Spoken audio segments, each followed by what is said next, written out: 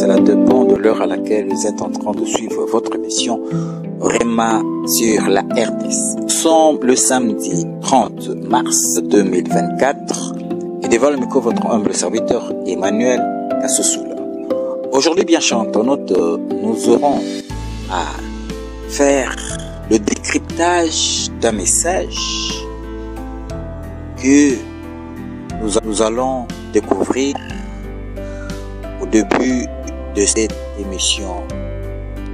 Le thème de notre d'aujourd'hui n'est rien d'autre que le décryptage d'un message.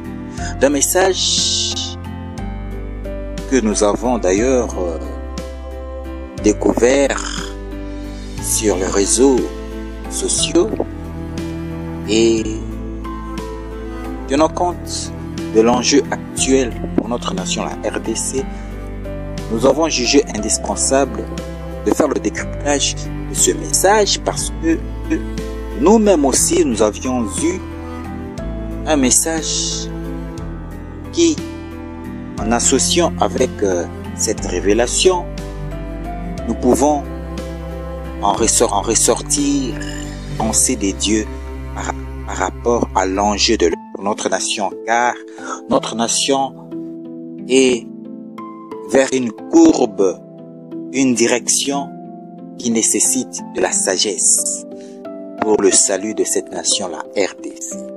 Cette nation, la RDC, est dans une phase très déterminante pour son avenir, pour son destin, et cela nécessite de la sagesse par rapport aux dirigeants ainsi qu'à la population.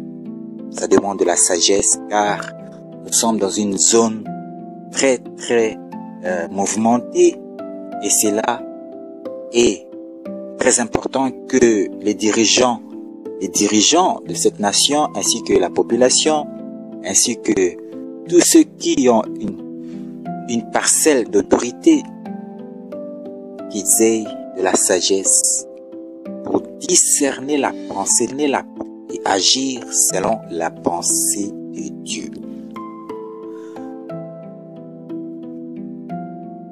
Avec la complicité de ma réalisatrice, nous allons donc découvrir cette révélation et après nous allons en faire le décryptage. Avec la complicité de ma réalisatrice, la sœur Aïcha Milolo Saïdi, découvrons ensemble, bien cher internaute, cette révélation qui sera l'objet du décryptage de notre émission d'aujourd'hui.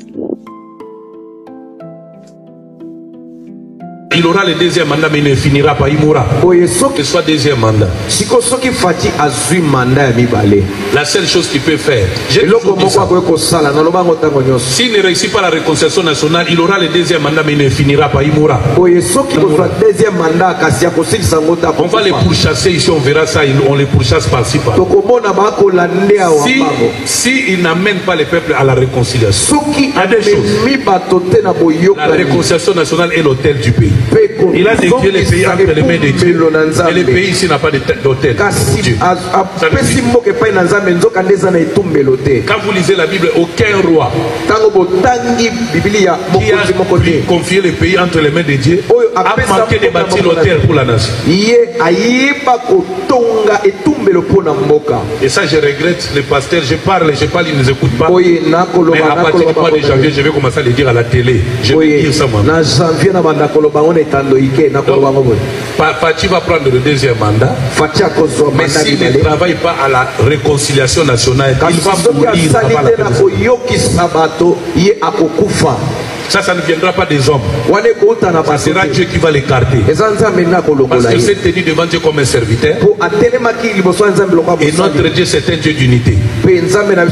Parce que si la réconciliation nationale ne se fait pas dans ces pays, il y aura des coupages. Le pays ici ne sera plus dans la même configuration géographique que vous connaissez. Ça n'aura pas lieu. C'est pourquoi il faut prier pour lui. D'ailleurs, de tous les candidats, il est le seul qui a un langage pacificateur. Maintenant, l'église catholique va jouer un mauvais rôle. Vous avez, bien chers internautes, eu connaissance de ce message. Ce message s'adresse beaucoup plus à l'autorité établie à la tête de cette nation, le président actuel Félix Antoine Tshisekedi Tshilombo. Bien chers internautes, ce que nous devons savoir, la Bible nous dit ceci. Ne méprisez pas les prophéties, mais retenez ce qui est bon. Voyez-vous, qu'est-ce que nous pouvons retenir dans cette révélation, qui est d'ailleurs une direction divine? Voyez-vous, rapport à l'autorité qui est à la tête de cette nation, car c'est un message que nous avons trouvé indispensable de vous faire le décryptage par rapport aussi à un message que nous avons reçu et que nous pensons qu'en corroborant le message que nous avons reçu avec cette révélation, nous pouvons en ressortir la pensée de Dieu. Bien chers internautes, ce que nous devons savoir,